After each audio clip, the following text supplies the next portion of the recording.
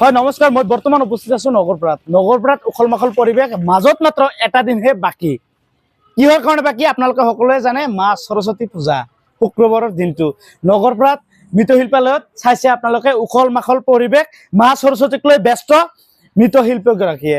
চাইছে আপোনালোকে কি ধুনীয়াকৈ সজাইছে মা সৰস্বতীক।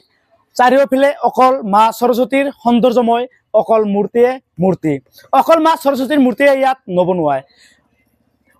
বছৰৰ 12টা মাহে অন্য মূৰ্তিও ইয়াত চিমেণ্টৰ মূৰ্তিও আদি তৈয়াৰ কৰে এইসকল মৃৎশিল্পীসকলে। চাইছে আপোনালোকে কিমান ধুনীয়াকৈ মা সৰস্বতীক সজাইছে, কি ধুনীয়াকৈ কাপোৰ পিন্ধাইছে, ধুনীয়াকৈ মেকআপ কৰোৱাইছে মা সৰস্বতীক। সঁচাকৈ মৃৎশিল্পীসকলৰ পৰাই প্ৰাণ পালে মা সৰস্বতীয়ে।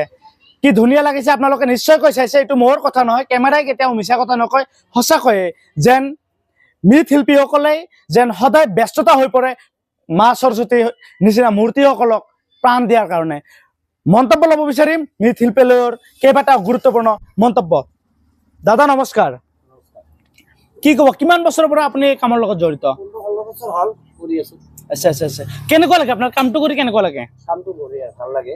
আমাৰ মানে বংশগত এইটো মানে বনোৱাই। বংশগত আগৰ পৰাই আমাৰ। আচ্ছা মানে আমি যে নতুন শিক্ষা এইটো নহয়, আমাৰ আটা কৰিছে, দেউতা কৰিল, এতিয়া মই কৰি আছো। তাৰমানে আপোনাৰ ইটোতে সংসাৰ চলে নে? এইটোতে সংসাৰ চলে আৰু নচলেও, মানে ধৰ কোনো চৰকাৰী সহায় নাই, মানে নিজৰ পুঁজি দি কাম কৰিব লাগে। চৰকাৰী কোনো ধৰণৰ কোনো সহায় পোৱা নাই চৰকাৰী আজ পৰ্যন্ত। ইমান বছৰ কাম কৰিলো, কোনো চৰকাৰী সহায় পোৱা নাই। মানে আপোনাৰ সংসাৰ চলোৱাত কষ্ট হ'লেও মানে কষ্ট হ'লেও নিচা আৰু হয়, সেইটোৱে কৰি খাব লগা হৈ গৈছে তাৰমানে। কিন্তু চৰকাৰে যদি চৰকাৰে যদি কোনো অনুদান দিলাক হয় আৰু অলপ উন্নতি কৰিব পাৰিলো হয় তাৰমানে। সেইকাৰণে চৰকাৰক কি আহ্বান জনাব? চৰকাৰৰ আবেদন মানে কি কৰিম, চৰকাৰে যদি কোনো মোক সহায় কৰিল হয়, সেইটোৱে মই তাৰমানে ৰাইজক কি বাৰ্তা দিব, যিহেতু আপোনাৰ ওচৰত সকলো ধৰণৰ মূৰ্তি বনোৱা হয়? সকলো ধৰণৰ একদম চিমেণ্টৰ পৰা আপুনি যিকোনো মূৰ্তি, একদম কালী মূৰ্তিৰ পৰা, লক্ষী মূৰ্তিৰ পৰা, শিৱ মূৰ্তিৰ পৰা, আৰু 20 দিন মান আছে শিৱ পূজা, বনাই নাই, বনাব লাগিব হা।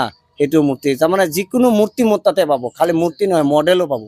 তাৰমানে কোনোবা মানুহ বনাই দিব লাগে সেইটোও পাব তাৰমানে ইয়াত। তাৰমানে আপোনাৰ দোকানৰ নামটো কি আছে? দোকানৰ নাম মোৰ দোকানৰ মা কালী মা মনসা। দোকানখিনি আপোনাৰ কোনখিনি ঠাইত অৱস্থিত? এইটো দোকানখিনি হ'ল মোৰ ব্লকৰ তিনিআলি গুৰিত, নগৰপাৰা বিবিচি কলেজ ৰাস্তাত। হয়, নিশ্চয়কৈ শুনিছে আপোনালোকে। দোকানখনৰ নামো শুনিলে, দোকানখনৰ ঠাই ঠিকানা আপোনালোকে নিশ্চয়কৈ গম পালে। যদি আপোনালোকৰ মূৰ্তিৰ প্ৰয়োজন, ইমান ধুনীয়াকৈ চাইছে আপোনালোকে মা সৰস্বতীক, কি ধুনীয়াকৈ সজাইছে। সঁচাকৈ দেখিলে প্ৰাণ ভৰি যায়, বুকু ভৰি যায়, ভোক নোহোৱা হৈ যায়, ইমান ধুনীয়াকৈ বনাইছে। আপোনালোকৰ যদি কাৰোবাৰ প্ৰয়োজন হয়, কেনেবা নহয় কেনেবা ধৰণৰ মূৰ্তি হওক বা আপোনাৰে নহওক কিয়, আপুনি ইয়াত আহিলে নিশ্চয়কৈ পাব। অকণমানে সময়ৰহে প্ৰয়োজন হয়। ধন্যবাদ। নিশ্চয়কৈ সকলো ৰাইজে আঁকোৱালি ল'ব ভিডিঅ'টো, সকলোৱে ভাল পাব। ইমান কষ্ট কৰি আছে যিজন মানুহে নেকি এইবোৰ কাম কৰি পৰিয়াল চলে একদম টান হৈ পৰে, চৰকাৰৰ পৰা কোনো ধৰণৰ সহায় নিদিয়ে।